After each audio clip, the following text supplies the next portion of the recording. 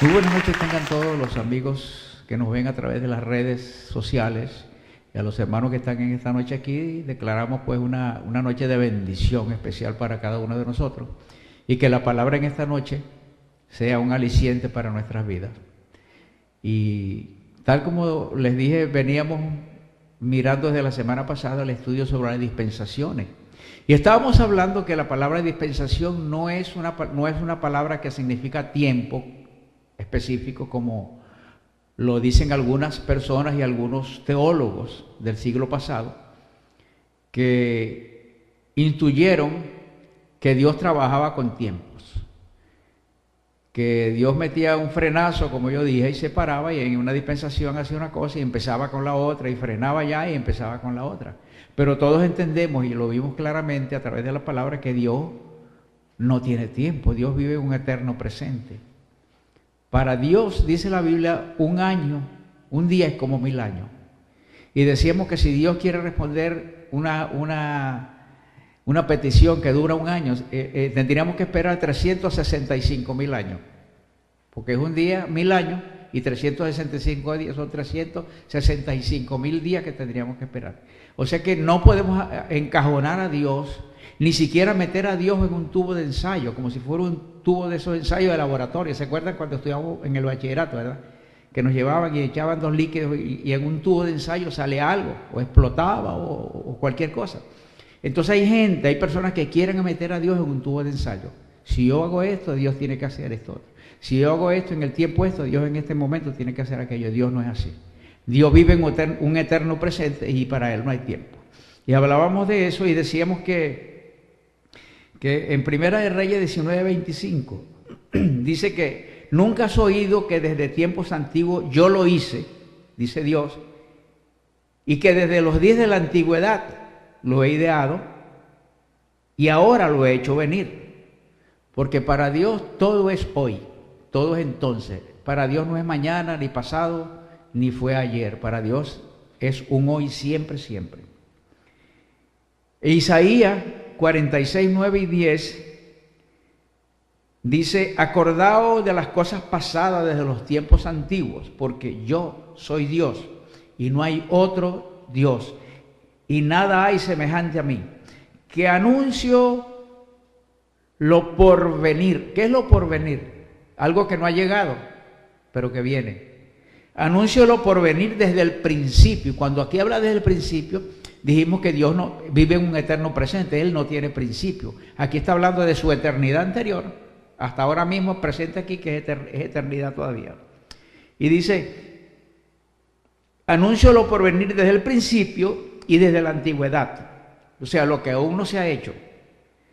Que digo, mi consejo permanecerá y haré todo lo que quiere. Con esto queremos decir que Dios tiene la primacía en todo. Dios tiene todo lo que debe suceder en tiempo y espacio, que es bajo lo cual vivimos nosotros. Dios tiene el control. Nosotros sí tenemos tiempo. Vivimos bajo un tiempo y espacio. Vivimos tiempo y espacio de 24 horas, de meses, de años, pero Dios no. Y eso Dios nos lo puso a nosotros. Leímos en Génesis la semana pasada, donde dice que Él puso la luna para enseñorearse de la noche y puso el sol para enseñorearse del día, porque dijo que serían señales para los días que vamos a vivir bajo el sol, bajo la tierra, pero Él no. Él es eterno. Vemos como el apóstol Pablo también habla de la dispensación, y vemos el tinte que Pablo le da a eso. Dice el Efesios 1:8, ponlo un momentico ahí, María.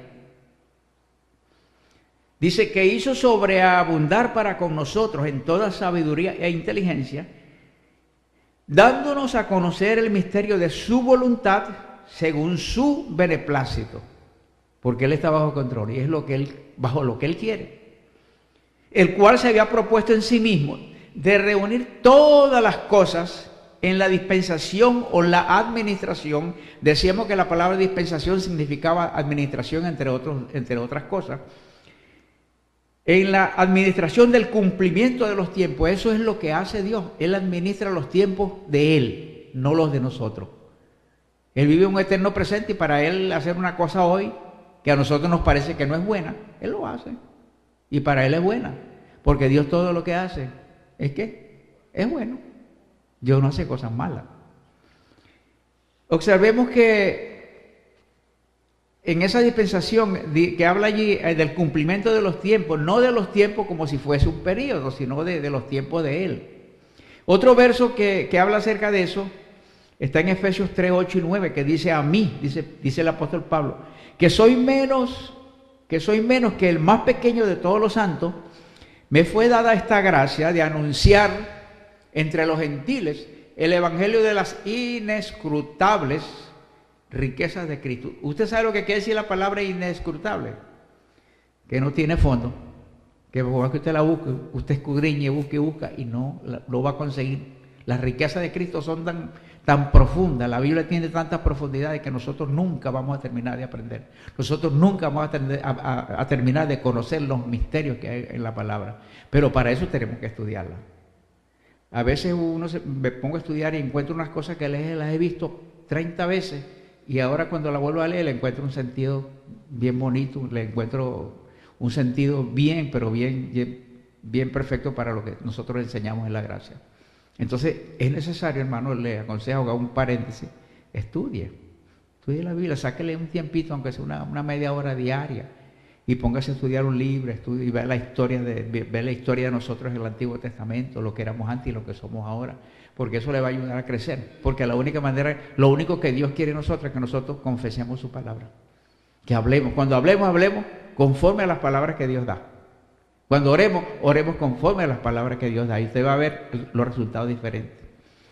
A veces como yo decía en un escrito que puse por ahí ayer o anteayer, que una vez se convierte como un mendigo de Dios y empieza a pedirle cosas. Ay, Señor, tú sabes mi problema, Señor, pobrecito yo, Señor. Pues no, nosotros no estamos a esa altura, porque nosotros sabemos quién es Dios. Y nosotros podemos decirle, Señor, tu palabra dice esto, tu palabra dice que tú suplirás todo lo que nos falta conforme a tus riquezas en gloria. Tu palabra dice que yo estoy sano por tu ya. Tu palabra dice que como un ancla yo tengo la palabra en mi vida, en mi corazón. Entonces cuando hablamos así, Dios entiende ese lenguaje. Dios no tiene, usted sabe que Dios no tiene sentimiento, ¿no? Porque Dios no tiene alma y el sentimiento está en el alma. Dios lo único que le interesa es lo que Él conoce, lo que Él dejó para nosotros, su palabra. Le hablamos a través de su palabra y Dios se sienta así, ahora sí vamos a hablar, ahora sí vamos a conversar. ¿Entendemos eso, verdad? Ese es un pequeño paréntesis. Ok. El misterio que a Pablo se le reveló, cuando dice aclarar cuál fue la dispensación del misterio de los tiempos escondidos en Cristo. No fue sobre el tiempo de la venida del Señor, sino las razones y el comportamiento del hombre para esos tiempos en los cuales está implícito el Evangelio. Dios siempre trabaja con nosotros con señales. Él no nos dice directamente, mira, esto va a pasar.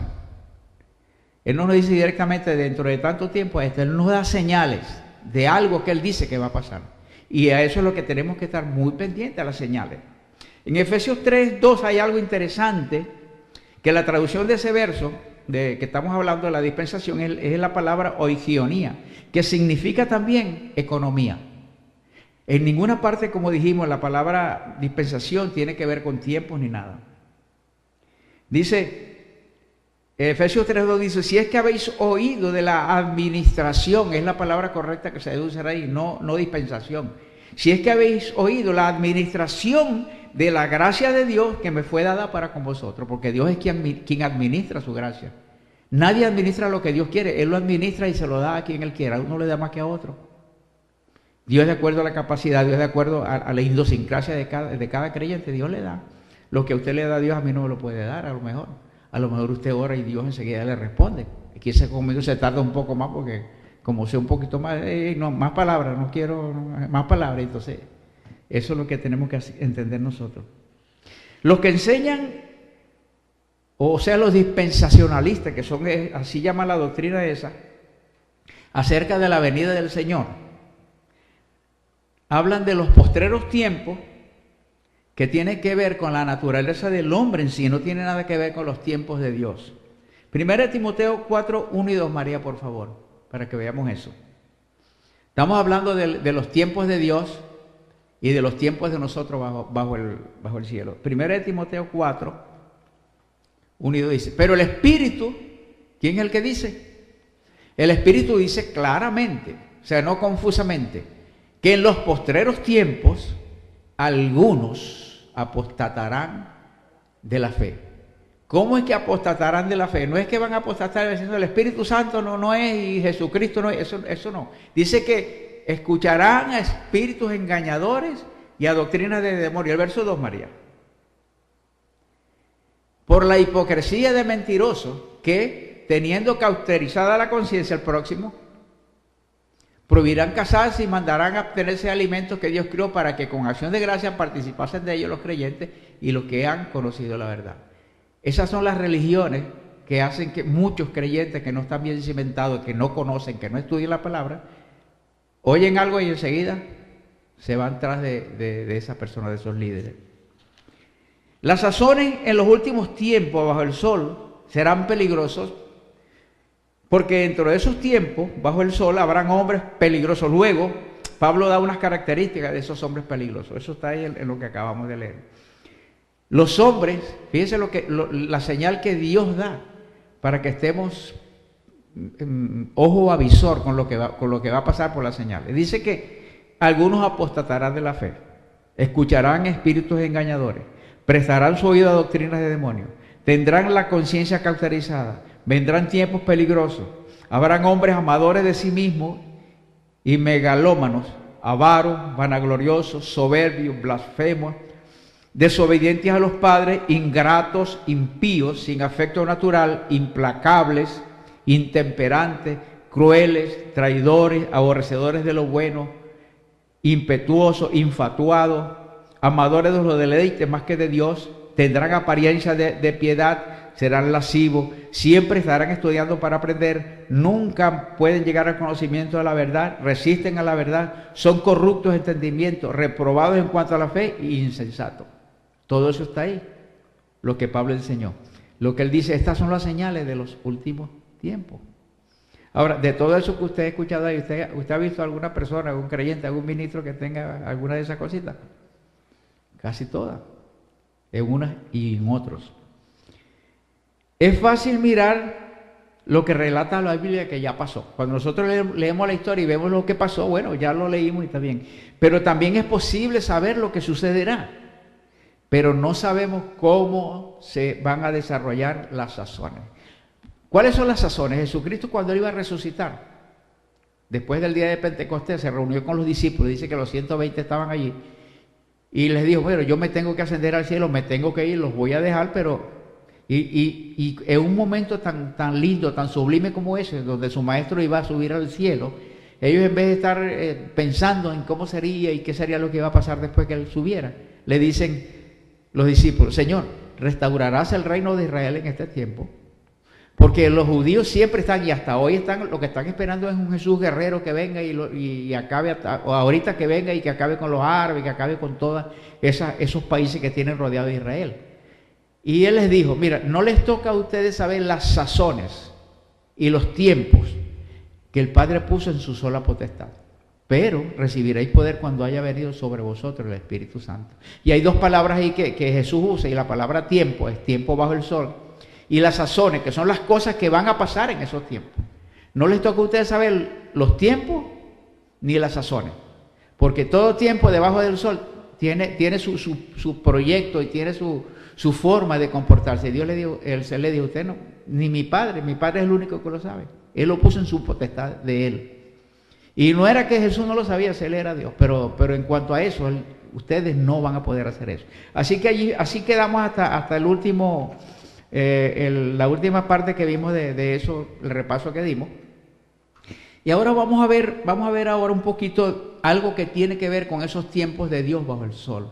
Y vamos a hablar de los pactos, que tienen que ver con la dispensación, de la administración de los tiempos que Dios hizo.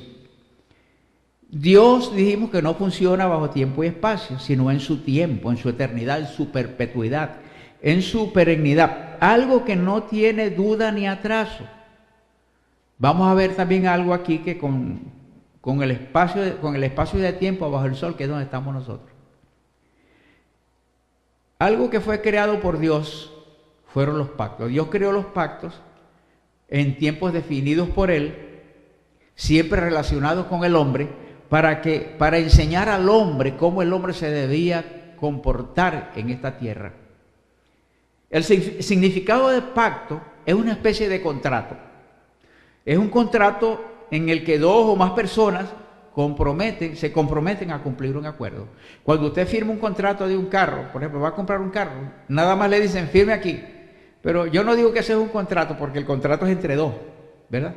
Que se ponen de acuerdo dos personas para hacer un contrato. Pero ahí no, firma aquí, ya el contrato está hecho para ellos, para parte de ellos, pero no está para la parte de uno.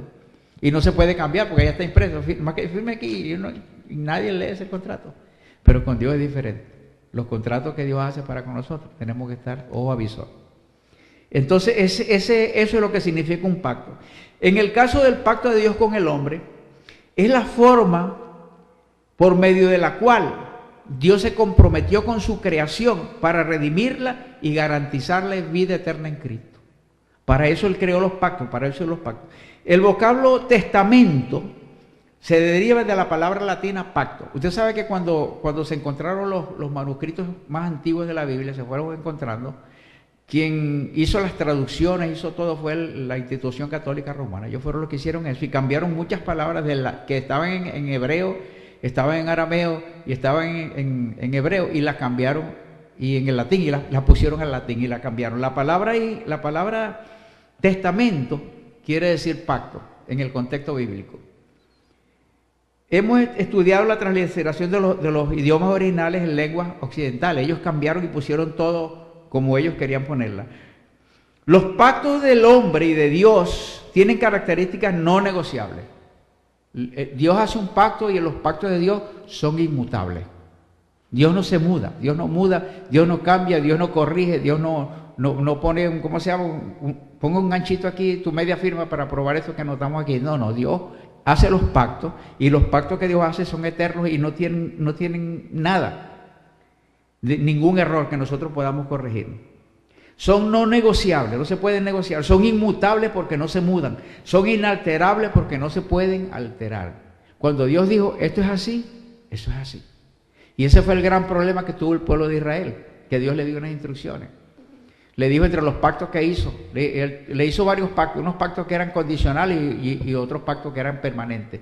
En una de ellas le dijo, mira, en Éxodo 20 le dice, no te harás dioses ajenos delante de mí, porque yo soy tu Dios, Jehová, tu Dios, que soy celoso. Y Él puso un pacto con ellos. Si ellos guardaban la ley, Dios les iba a bendecir.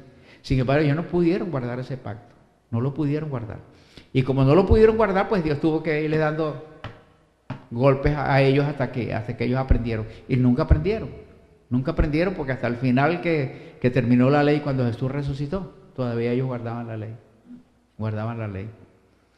Pero en esos pactos ellos no pudieron hacer nada en absoluto, porque Dios pues cuando hace los pactos no tranza con nadie. Y ese pacto le dijo, haré un pacto con ustedes, no tendrás dioses ajenos delante de mí. Y fue lo primero que hicieron. Cuando Moisés no pudo bajar, tardó en bajar del monte Moriah, dice que escuchó allá abajo un ruido, y era que su hermano estaba haciendo un becerro de oro porque él había tardado mucho. Tuvo 40 días allá en el monte con el Señor. Hicieron un becerro de oro y ahí empezó la desgracia del pueblo de Israel. O sea, un pacto, Gálatas 3:15, María, por favor. Dice, un pacto, aunque sea de hombre, una vez ratificado, nadie lo invalida ni le añade. Y ahora, cuando Dios hace un pacto, Dios lo sella, Dios lo ratifica. Esto es lo que hay que hacer. Esto no se le puede quitar ni añadir. Y dice que dice Pablo, hablo en términos humanos, un pacto, aunque sea de hombre, una vez ratificado, nadie lo invalida ni le añade. Todos los tiempos, los tiempos bajo el sol que Dios puso para nosotros en cuanto a los pactos, tienen un elemento fundamental y una señal. En casi todos los pactos que Dios hizo con el hombre, la señal del pacto era la sangre. En el mismo libro de Génesis, en el capítulo del significado que tenía la sangre en cuanto al pacto de él. Ponlo un momentico, María, Génesis 3:21. Dice, y Jehová Dios hizo al hombre, y le hizo al hombre y a su mujer, ¿qué le hizo? Túnicas y los vistió. ¿Por qué los vistió? Porque ellos dicen que estaban desnudos y que se escondieron de él porque estaban desnudos. Cuando la conciencia de ellos dejó de ser, estaba en inocencia y vino a la conciencia, y dice que Dios hizo túnica de pieles. Ahora, no es difícil pensar, ni descabellado pensar que Dios tuvo que haber sacrificado animales para sacar esas túnicas, para sacar esas pieles. Y si mató animales para quitarle las pieles, quiere decir que hubo derramamiento de sangre. Carne partida, sangre derramada. Y allí en Génesis, empezando Génesis, ya él dio un indicio de cómo era que él iba a tratar con el hombre, desde un principio. Dios tuvo que sacrificar animales para sacar las pieles, porque los vistió a los dos, a menos que sería un oso grande o no sé, un rinoceronte, pero fueron pieles. Esa fue la primera señal que Dios hizo de los pactos con los cuales él iba a trabajar en el hombre. Y fíjese el significado de eso, y los cubrió, los vistió. Porque antes de Jesús, la sangre que derramaban para el pecado, lo que hacía era que cubría el pecado, no lo quitaba. Solamente la sangre de Cristo es el que quita el pecado del mundo. Y ahí dio una señal, fíjese, los vistió, o sea, los cubrió. Porque el sacerdote cada año entraba al lugar santísimo y la gente traía sus animales, y entonces él derramaba sobre donde estaba él, echaba la sangre, y entonces los pecados eran cubiertos por un año. Si este año trajo un chivito, el año que viene a lo mejor tenía que traer un elefante por tantos pecados que hizo. Entonces así era como Dios trabajaba. Entonces ahí empezó Dios a enseñarnos cómo era que él iba a trabajar con el hombre. Dice, y los vistió, los cubrió. Y la sangre de Cristo es la que nos cubre a nosotros de todo pecado, nos limpia de todo pecado y nos cubre de toda maldad. Pero la de Cristo, esa no, la sangre antes de Cristo no hacía nada de eso. Y eso lo vamos a ver bien. Los pactos hechos por Dios inicialmente fueron dados para el beneficio del pueblo de Israel, puesto que ellos son, hermano, escuche bien, ellos son el pueblo escogido de Dios. Dice que nosotros fuimos injertados en ellos. Pero tenemos ahora más privilegios que ellos. ¿Por qué? Porque nosotros sí creemos que el Señor viene y creemos que vuelve y creemos que es todo lo que la palabra de Dios dice. Creemos que es lo que dice. Romanos 9, 4 al 7 dice que son israelitas. Ponlo ahí, María, Romanos 9, 4 al 7.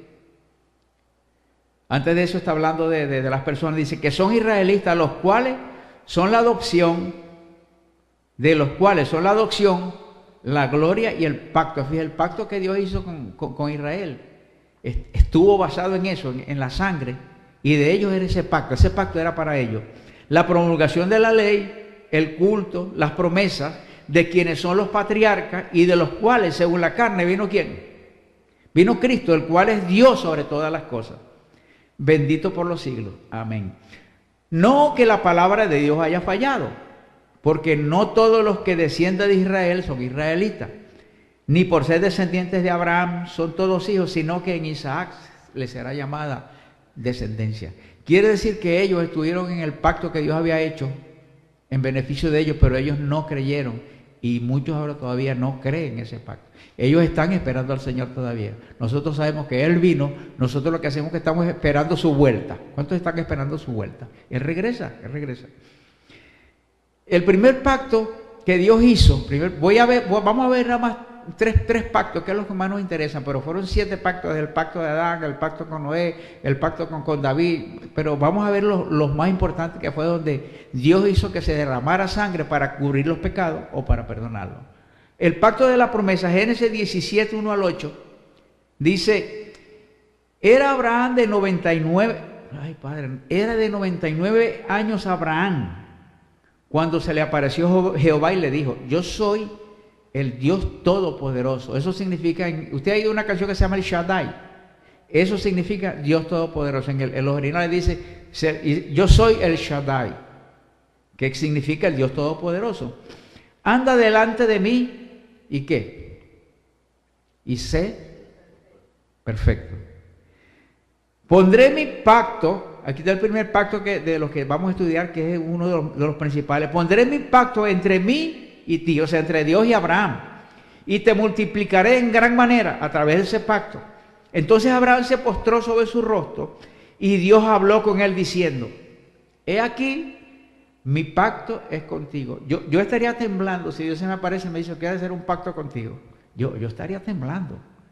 Porque imagínense que Dios te ponga un pacto porque Él dice que Él dice que tenía que ser correcto, que tenía que ser perfecto. Dice, he aquí mi pacto es contigo y serás padre de muchedumbre de gente. Y no se llamará más tu nombre Abraham, sino que tu nombre será Abraham. Porque te he puesto por padre de muchedumbre de gente, o de mucha gente. Imagínense un hombre de, ¿cuánto decíamos que tenía? 99 años, casi 100 años. Y que Dios le dice, te voy a dar, vas a ser padre de mucha gente. Yo me imagino que una persona que Dios le hable así, tenga esa edad, le dice, no, ya estoy soñando cosas que no son. Pero Abraham era un hombre de fe. Con razón a él le dicen el padre de la fe. Pues vamos a seguir leyendo, mire. Y te multiplicaré en gran manera. Fíjense las promesas porque cuando Dios hace un pacto con nosotros, no lo hace vacío, lo hace con promesa. Siempre que Dios pacta con nosotros, pacta con promesa. Dice, y te multiplicaré en gran manera, y haré naciones de ti, y reyes saldrán de ti. Estableceré mi pacto entre mí y ti, y tu descendencia después de ti en sus generaciones, por pacto perpetuo. Es un pacto que no se va a terminar. ¿Por qué no se va a terminar ese pacto? Porque resulta que ese pacto, como fue igual con sangre, pero resulta que no había ley. Y ese pacto hizo así, y dio un gancho así, y cayó en la gracia. Porque ahí no había ley. No había ley, nada. Lo único era Dios dirigiendo a Abraham. Por eso dice que es un pacto perpetuo, desde ahora hasta el final. Para ser tu Dios y el de tu descendencia después de ti. Y te daré a ti y a tu descendencia después de ti la tierra en que mora, toda la tierra de Canaán, en heredad perpetua, y seré el Dios de ellos. Este es mi pacto. Fíjense el pacto. Guardaréis entre mí y vosotros y tu descendencia después de ti. Aquí está el pacto, el elemento del pacto donde se iba a derramar la sangre. Será circuncidado todo varón de entre vosotros. Todos los pactos que Dios hace a partir de este momento, los 3 pactos siguientes, eran con sangre. Vimos allá en Adán, vimos allá en Génesis que Él comenzó y dio una señal de lo que Él quería hacer a través de los tiempos nuestros para Él poder comunicarse con el hombre y estar. Dice, será circuncidado todo varón entre vosotros. Y aquí todavía la ley no estaba. Aquí no estaba la ley. La ley vino 430 años después de esto. 430 años. Sin embargo, ya Dios le había dado, le dio la forma en que la sangre iba a ser parte del pacto. Y eso iba a pasar también al pueblo de Israel. El elemento del pacto está en Génesis 17, 11 al 14. Dice, circuncidaréis pues la carne de vuestro prepucio. Todos sabemos lo que es eso. Y será por señal del pacto entre mí y vosotros. Pero ya nosotros no tenemos que hacer eso. Porque ya el Cordero de Dios fue inmolado, la sangre de Cristo nos limpió completamente de todo pecado. No nos arropó, no nos aguantó, no nos tiró una sábana encima. No, nos quitó el pecado para siempre. Por eso es que somos salvos para siempre. Dice que Él se apareció una vez y para siempre. Una vez. De manera que de aquí en adelante ya a nadie conocemos según la carne, porque Cristo es el que nos llevó de verdad a la salvación eterna.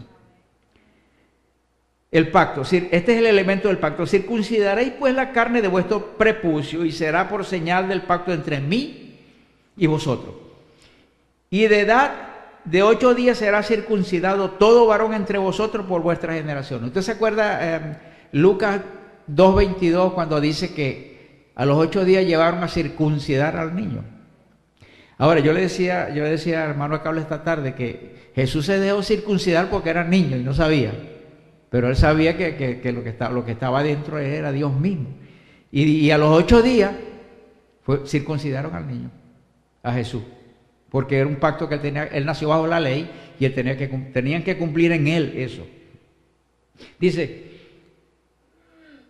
de edad de 8 días será circuncidado todo varón entre vosotros por vuestras generaciones.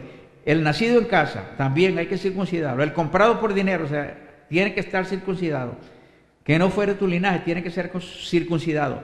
Debe ser circuncidado el nacido de tu casa, en tu casa, y el comprado por dinero. Los esclavos tenían que circuncidarse.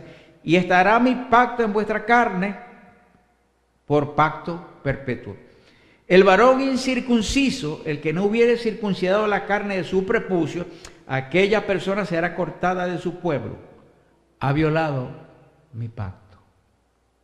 Fíjese, no es fácil cuando, bueno, no ahora no tenemos ese problema porque tenemos el Espíritu Santo en nosotros que nos redarguye cada vez que vamos a hacer algo que no está bien, pues Él nos ayuda, ¿verdad? En nuestras debilidades. En este pacto, aunque no tuvo ley, hubo derramamiento de sangre. La ley llegó, como les dije hace ratito, 40 años después. Luego vino el pacto de la ley que está en Génesis 9, 12 al 16. Génesis 9, 12 al 16. Vino el pacto de la ley. Génesis 9, que es cuando Dios estableció el pacto. Y dijo Dios, versículo 12, esta es la señal del pacto que yo establezco entre mí y vosotros. El pacto anterior, el pacto que él hizo con Abraham fue entre él y Abraham, ellos dos solitos. Pero aquí entre Moisés y el pueblo. Y dice, este es el pacto, es la señal del pacto que yo establezco. Fíjense que es la señal, no está diciendo que es el pacto, sino la señal de ese pacto que yo establezco entre mí y vosotros y todo ser viviente que está con vosotros por siglos perpetuos. Sigue el versículo 13, María. Mi arco he puesto en las nubes, el cual será por señal del pacto entre mí y la tierra. Ese es un pacto que él le puso a Noé también, que dijo que iba a haber un arco iris para él no exterminar más nunca la tierra por agua. Entonces es el pacto noénico que llaman, de Noé, que él hizo con Noé. Porque Noé tenía miedo que volviera a llover. Dice 40 días lloviendo y el arca subió a una altura de 2.800, casi 3.000 metros sobre el nivel del mar. Porque el arca de Noé está todavía y está anclada y se quedó en el monte Ararat en la Siberia. Y ahí está, hay gente que han subido y la han visto, pero como ese es un territorio ruso, los rusos hay que sacan un permiso para que te dejen subir allá a escalar ese monte, pero ahí está. O sea que el agua subió tanto que subió hasta esa altura, ahí se ancló. Ahí fue donde se ancló el arca. Y entonces él le da ese pacto y él dice, si vuelve a llover, esto se va a acabar. Y él dijo, no va a llover más. Cada vez que tú veas el arco iris, cuando usted ve un arco iris, no vaya a pensar que es como dicen los geólogos, no, que es que el vapor del agua y el sol hacen que se vean eso de colores. Eso es lo que le dicen a eso, lo que creen que saben qué es lo que es eso. No, es que la prisma del sol y el agua y las nubes, no, eso es Dios mismo. Cada vez que usted vea eso, Señor, gloria a tu nombre. Dele gloria a Dios cada vez que usted vea eso, porque eso es un pacto. Y como leímos ahí, que los pactos de Dios no se mudan, son perennes. Se lo dio cientos de miles de años atrás a este hombre y todavía nosotros podemos ver esos pactos. Y mire, cuando eso sale, usted ve que no llueve. Puede haber un tiempo, pero sale ese arcoíris y no llueve. Póngale atención a eso para que usted vea que puede que haya tiempo y para ahí un trueno que va a llover, pero cuando eso sale así por el mar, no llueve. Porque ese es el pacto. Dios no falla los pactos. Dios no falla su promesa. Lo que Él dice, Él lo cumple. En el Ezequiel 20:24, vamos a ver que Dios hizo la ley, hizo esa ley, pero que era muy difícil de cumplir. Fíjese lo que pasa. Ezequiel 20, capítulo 20, 23 al 25 dice el 24. Por cuanto no pusieron por obra mis decretos son mis pactos, lo que yo les enseñé, sino que desecharon mis estatutos y profanaron mis días de reposo, que Dios les dijo, el día de reposo tienen que guardarlo como parte del pacto. Y tras los oídos de los padres se les fueron los ojos, versículo 25, dice, por eso, porque ustedes profanaron mi templo, porque ustedes hicieron todo aquello, yo también les di estatutos que no eran buenos y decretos por los cuales, ¿qué? Esa es la ley de Moisés. Dios hizo la ley para que nadie la cumpliera. Dice, yo les di también estatutos que no eran buenos y decretos por los cuales no podrían vivir. Esa ley no se podía cumplir, porque Dios tuvo que romper, Dios rompió su molde y dijo, porque por cuanto no cumplieron lo que yo les dije, esto es lo que va a pasar, no van a poder vivir, no van a poder cumplir esa ley. Mire, Jesús, decíamos la vez pasada que Jesús no cumplió la ley. Usted ve en todos los evangelios, usted ve cada vez que Jesús sanaba a un enfermo, y lo sanaba en sábado. Y el sábado era el primer día que Dios dijo, mira, el sábado lo vas a santificar, santificarás el día de reposo.